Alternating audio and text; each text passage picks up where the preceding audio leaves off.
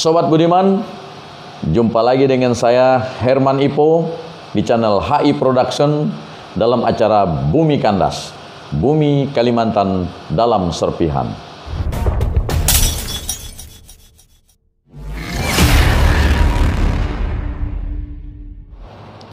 Pada episode ini, saya akan memperkenalkan sebuah senjata atau salah satu senjata masyarakat suku Dayak Kalimantan Barat, yakni tangkit.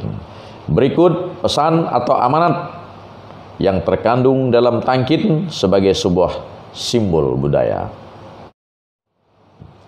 Saudara, tangkit adalah senjata suku Dayak, khususnya subsuku Dayak Kenayat. Nah, subsuku Dayak Kenayat ini adalah kelompok suku Dayak yang tersebar di wilayah pesisir, artinya tinggal di kabupaten-kabupaten pesisir seperti antara lain Kabupaten Sambas, Bengkayang, Singkawang, Kabupaten Pontianak, dan sekitarnya. Nah, bagaimana bentuk fisik dari tangkitnya itu, saudara, dapat dilihat seperti ini. Tangkit ini sangat berbeda dengan mandau, ya. Nah, bisa dilihat tangkitnya itu dia punya pegangan itu dari kain, hanya dari kain. Kemudian ada pelindung tangan dan bentuknya melengkung. Nah, bentuk senjata tangkit ini sesungguhnya mirip dengan peralatan berladang masyarakat suku Dayak Bekati yang digunakan khusus untuk menebang kayu atau menebang pohon yang disebut janok. Nah, jika mandau menjadi ikon masyarakat Dayak yang mendiami wilayah hulu air atau pedalaman seperti Kapuas Hulu dan sekitarnya, termasuk sebagian Malaysia, maka tangkit adalah ikonnya masyarakat Dayak yang mendiami wilayah pesisir. Nah, bagaimana bentuk mandau? Ya, mandau pasti saudara-saudara sudah kenal, antara lain bentuknya seperti ini. Sangat bagus, sangat indah. Kalau tadi terkesan kasar tanpa ukir, nah mandau berukir nih, mulai dari hulunya yang terbuat dari kayu, tapi juga sarungnya pun umumnya diukir dengan sangat indah seperti ini. Nah, dua senjata ini sama-sama dibuat khusus untuk berperang. Berbeda dengan peralatan lainnya, seperti misalnya senjata lantak, itu untuk berburu. Ya. Tapi mandau dan tangkit adalah dua senjata yang khusus untuk berperang. Nah, perebutan wilayah kekuasaan sebagai sumber daya, kemudian juga ada konflik karena salah paham, konon sering menjadi pemicu perang antar kelompok suku. Sehingga timbullah istilah antara lain dalam bahasa Bekati itu adalah pengayau. Pengayau dalam bahasa Bekati itu artinya pemenggal kepala atau head hunter. Juga ada istilah yang mirip pengertiannya seperti itu, saribas. Nah, jadi sama dengan sejarah suku bangsa manapun di dunia ini, perang selalu menjadi bagian dari perjalanan suatu kelompok atau suku, termasuk suku Dayak. Sobat Budiman, selain daerah asal, perbedaan antara mandau dengan tangkit juga pada tampilan fisiknya. Sejak awal dikenal, mandau umumnya memiliki hulu dan sarung yang diukir indah. Jadi sejak dulu ketika orang menemukan mandau, selalu sudah dalam bentuk yang bagus, rapi. Hulunya diukir, sarungnya pun diukir dengan baik. Sejak awal ditemukan. Nah, hulunya bahkan ada yang terbuat dari tulang atau tanduk rusa. Nah, dulu justru kebanyakan dibuat dari tulang atau tanduk rusa ini, karena selain kuat, juga setelah diukir dia sangat bagus.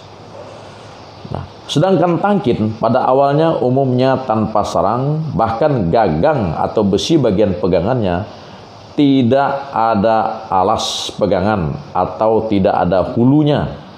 Tapi bagian pegangan itu hanya dibungkus atau dililit kain saja. Biasanya kain berwarna hitam atau merah. Nah ini, sejak ini adalah tangkin yang pertama kita temukan. Artinya tangkin yang sejak awal ditemukan ya sudah seperti ini. Nah, jangankan sarang, dulunya ini hanya diselipkan di dinding-dinding bambu, disimpan di dinding bambu saja.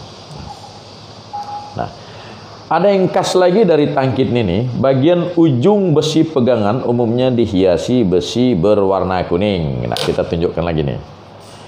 Nah, ini warna kuning sebenarnya kalau kita gosok ini warna kuning, tapi karena sudah lama dia tertutup nih warnanya menjadi hitam. Ya. Dan bagian atas pegangan tangkin ini juga umumnya diberi besi lintang sebagai pelindung tangan. Nah,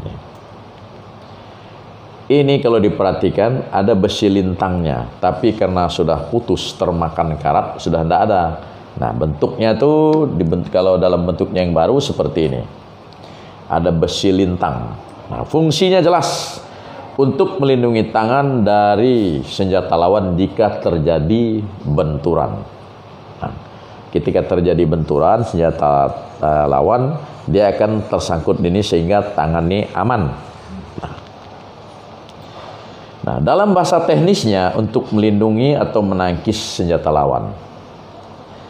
Apakah manfaat bagian khusus ini yang gunanya untuk menangkis ini ada kaitannya dengan nama tangkin, saudara? Mungkin saja, karena semua kemungkinan itu selalu ada. Wallahu a'lam bishawab, kata teman-teman kita. Nah, karena kata dasar dari menangkis adalah tangkis. Bisa saja dalam perkembangannya kata tangkis dalam bahasa Indonesia di dalam bahasa Dayak berubah menjadi tangkin. Jadi tangkis dalam bahasa Indonesia, kemudian dalam perkembangannya dalam bahasa Dayak berubah menjadi tangkin. Sobat Budiman, selanjutnya mengapa bentuknya sederhana dan ada kesan seragam?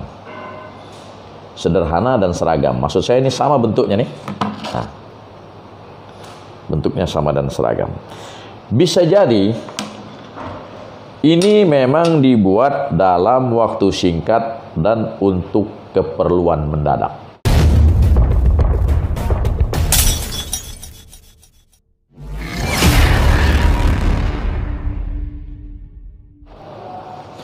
Sobat Budiman, saya kebetulan memiliki tangkin asli peninggalan keluarga dekat yang saya peroleh langsung dari yang bersangkutan. Ini dia. Nah, yang saya tunjukkan tadi ini milik keluarga dekat saya. Semua tangkin peninggalan lama ya seperti ini. Saudara, Sobat Budiman buka di YouTube, di sumber media manapun yang namanya tangkin seperti ini. Hulunya hanya dililit kain, bahkan ketika dibuat baru pun tidak ada yang mengubahnya. Tangkin tetap berhulu lilitan kain. Jadi yang baru ya dibuat seperti ini, lilitan kain. Sobat Budiman, salah satu peristiwa konflik fisik yang libatkan Dayak bagian pesisir secara massal dan serempak yang tergolong peristiwa lama dan tercatat dalam sejarah adalah konflik dengan orang-orang Cina di tahun 1966. Konon terprovokasi karena ada warganya yang menjadi korban oleh orang Cina, masyarakat Dayak akhirnya bergerak mengusir semua orang Cina yang ada di pedalaman dan di perkampungan. Dalam peristiwa seperti ini tentu saja ada banyak pihak yang menjadi korban.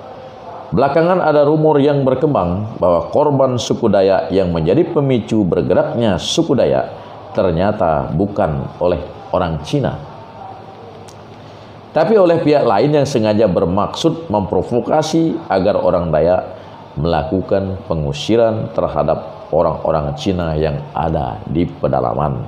Sekali lagi ini berdasarkan rumor yang berkembang. Nah, peristiwa ini sudah lebih dari 50 tahun yang lalu. Bisa jadi peristiwa inilah yang melahirkan tangkin ini. Makanya bentuknya sederhana dan seragam. Seperti umumnya, sesuatu yang diproduksi secara massal, seragam dan sederhana.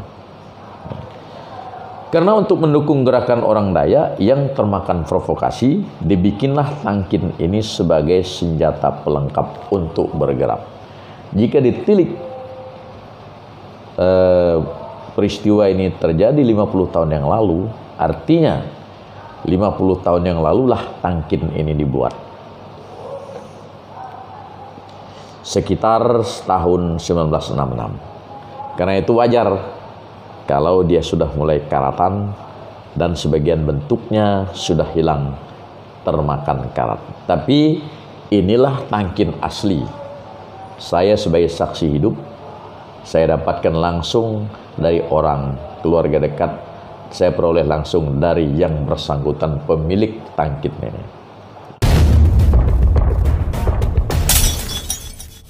Hingga saat ini, ada beberapa warga yang masih menyimpan tangkin lama, bahkan membeli yang dibikin baru. Tujuan mereka jelas bukan untuk menunjukkan rasa bangga terhadap apa yang terjadi di masa lalu, terutama yang dikaitkan dengan peristiwa mengorbankan sesama manusia. Tetapi upaya mengenang sekaligus ungkapan cinta dan penghormatan kepada leluhur, karena ini adalah simbol leluhur bagi orang Dayak. Pelajaran terpenting atau makna yang tersirat yang bisa kita ambil dalam tangkin sebagai simbol budaya adalah bahwa orang Dayak jangan mau lagi menjadi korban politik atau adu domba, atau menjadi sekedar diperalat oleh pihak luar.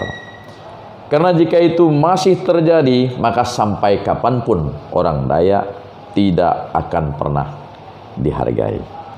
Ini pelajaran atau makna yang dapat kita ambil dari senjata tangkin sebagai simbol budaya Dayak. Saudara, demikian apa yang saya sampaikan kali ini. Sampai bertemu di video berikutnya.